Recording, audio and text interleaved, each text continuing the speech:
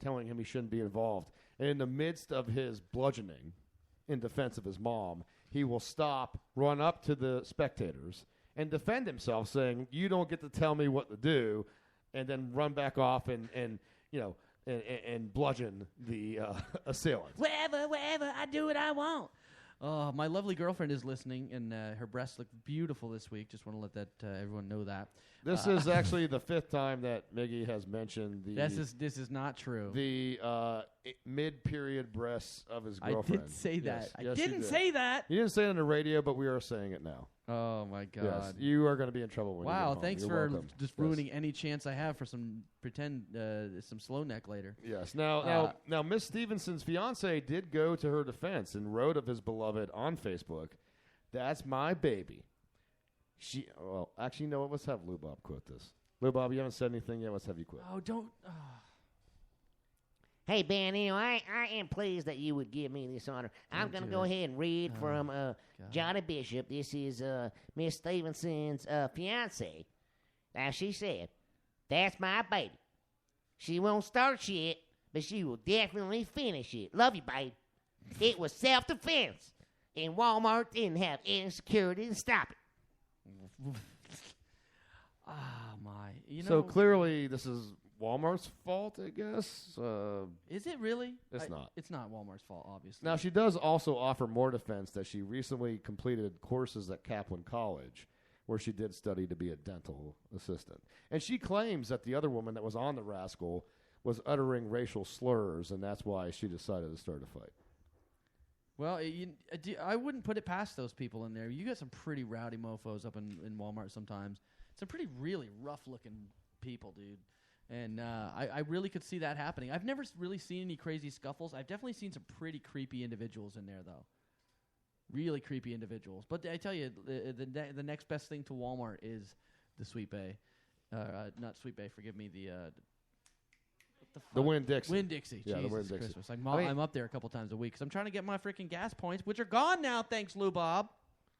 I had 60 cents? Asshole. Actually, you had approximately 62 cents per gallon. Yeah, but what did you do with the gas? You just filled up a gas tank and you lit the fire out in my complex. And, of course, Ron is pissed again.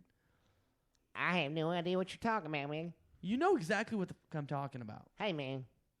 If you ain't seen, it hadn't happened, man. I mean, I was using gas because I got to get around, man. I have to be able to go to the unemployment office. I got to, file my claims, my job applications, because, y'all ain't being nice enough to give me the Wi-Fi connection. Not that I have a computer anyway, but I'm just saying, I can't file. I got to go to the office to get my check, man. I ain't had a job in forever. I'm just hoping that, now that I'm co-hosting with you and you can hear my silky smooth voice and my incredibly poignant opinions, that you're going to give me, you're going to pay me for some of this. Poignant. You call yourself poignant. You don't even know. What does that mean? Define that for me. Hey, Tracy, you got a dictionary around here? Exactly. Lou Bob. I think Lou Bob has been doing a little research. He's trying to sound a little bit more sophisticated. Nice. Why is he saying like this? He's your friend. I mean, you guys are buddies. You're the ones that went on an international trip just a few months ago together. Yes, we have to. We have to work hard.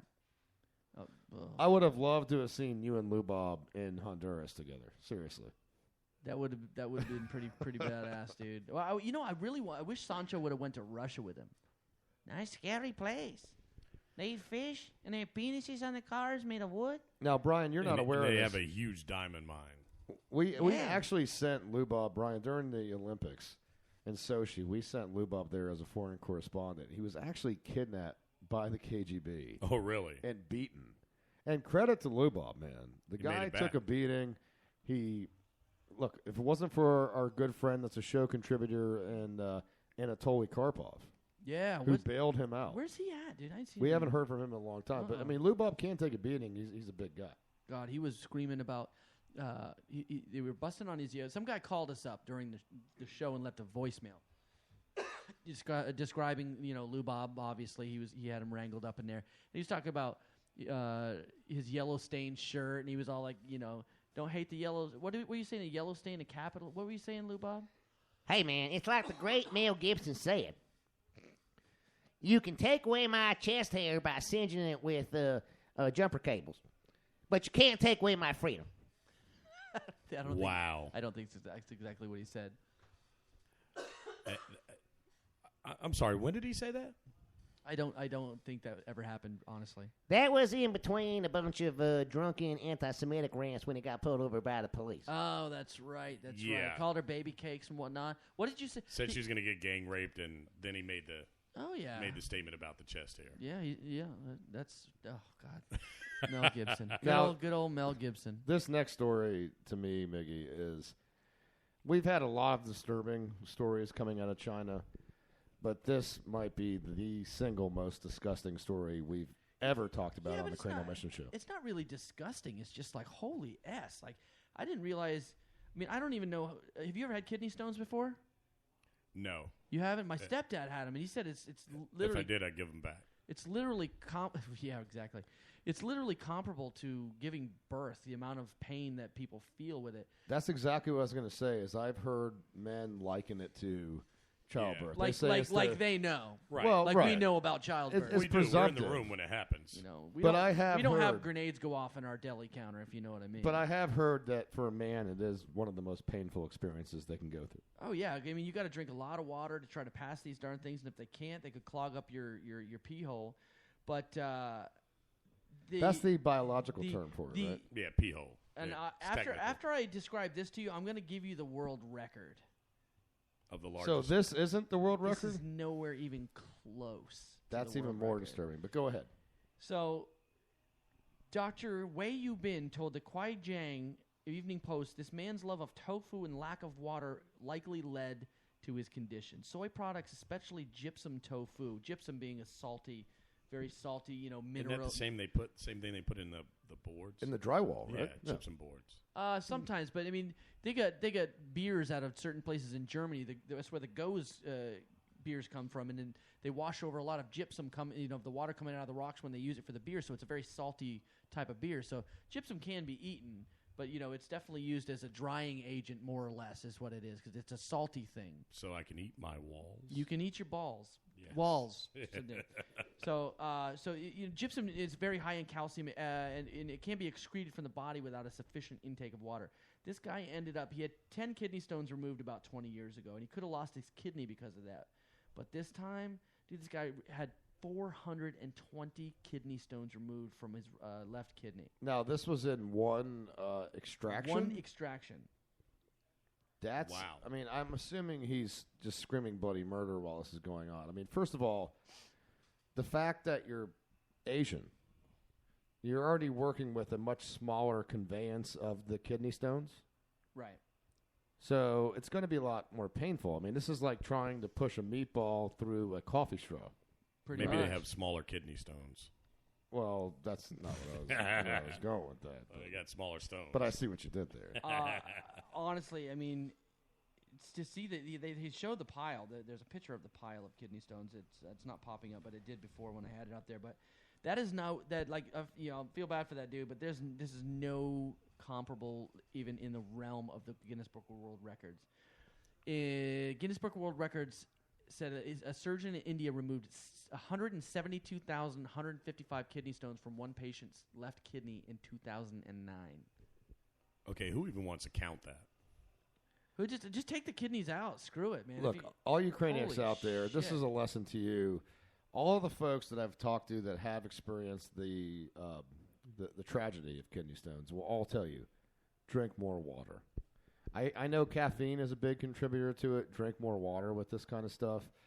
But to pass that many, 420, let alone the larger number that you did. 172,000. I mean, it's That's absolutely insane to me. insanity. Could you imagine popping that'd be literally like pissing golf balls for a month if you had to shoot those things. Oh, You know what? Asia's only got more tragedies to befall them because now that they're more westernized, you look at the American diet.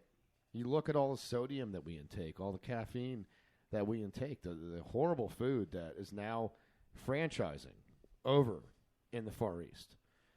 Pizza Hut in the news. You know, we always like to talk about the fast food technologies. Oh, this is so brilliant, dude. I'm like dying to get my hands on this. This is actually pretty cool. Pizza Hut in the news because they have unveiled a new pizza box that you can turn into a movie projector for your smartphone.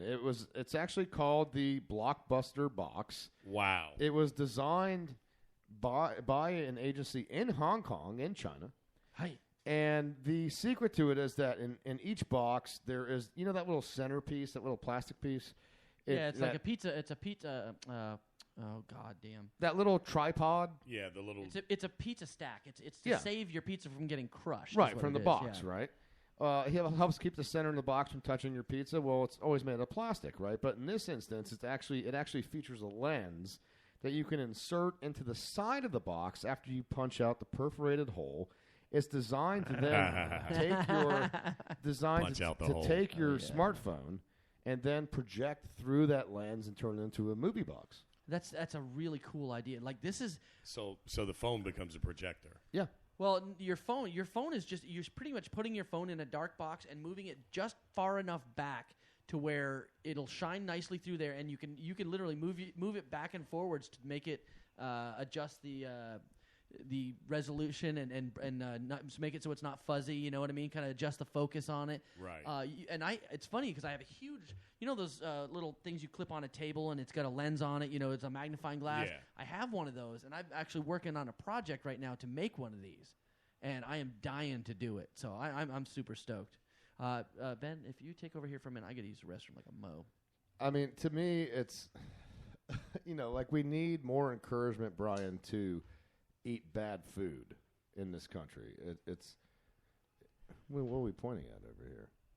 Oh, okay. I see what you're doing there. Okay, Miggy's getting ready to run out of the restroom. But to me, like, you know, in a Western society, he's got to go past a kidney stone. I think it sounds like he does. But I mean, like we need more encouragement to eat bad food in this culture. It's kidney stones, things like that. I mean, look, in the commercial real estate business, I've been in it for years, and a client of mine, I used to do all these dialysis centers. I do all these relocations for them.